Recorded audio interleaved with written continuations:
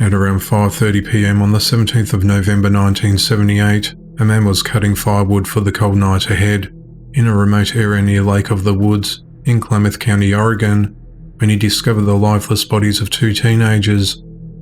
The authorities were contacted and quickly arrived at the scene.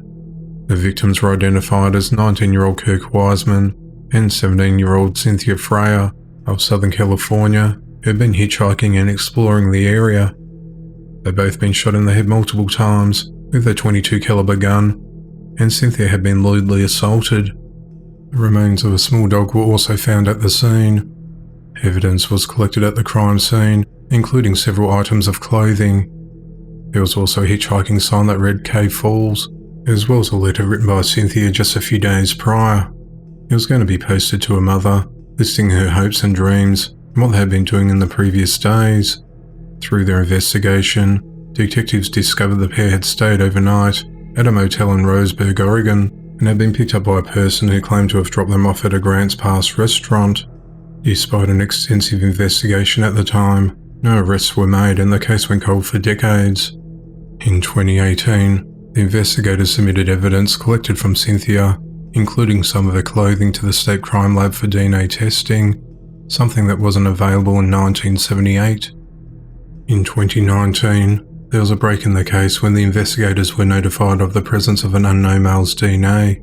The DNA was entered into the CODIS DNA database of convicted offenders, but there wasn't a hit. The authorities then enlisted the help of Parabon to solve the case. Using genetic genealogy, Parabon were able to create family trees of relatives from the unknown suspect's DNA. In the early summer of 2021, they narrowed their search for a suspect down to Ray Mason Whitson Jr. The investigators quickly learned that Ray passed away in Texas in 1996 due to unrelated medical issues, so they approached his two children and ex-wife. They agreed to provide DNA swabs, and the investigators were then able to confirm that the DNA found on Cynthia's body as belonging to Ray. On the 6th of January 2022, the authorities announced that a DNA match had been made, confirming Ray Mason Whitson Jr. as Cynthia and Kirk's killer. Ray lived in the Klamath Falls area between 1976 and 1982, where his children also attended school. In that time he worked at a timber mill. It's reported that Ray owned the same gun as that used in the murders, and that Ray used to frequent the area where the bodies were found. The investigators believe that Ray went up to Cynthia and Kirk and offered them a free ride before murdering them.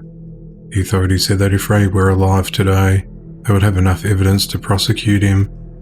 Cynthia's handwritten letter and earrings found at the scene were handed back to her mother as a symbol of closure in the case.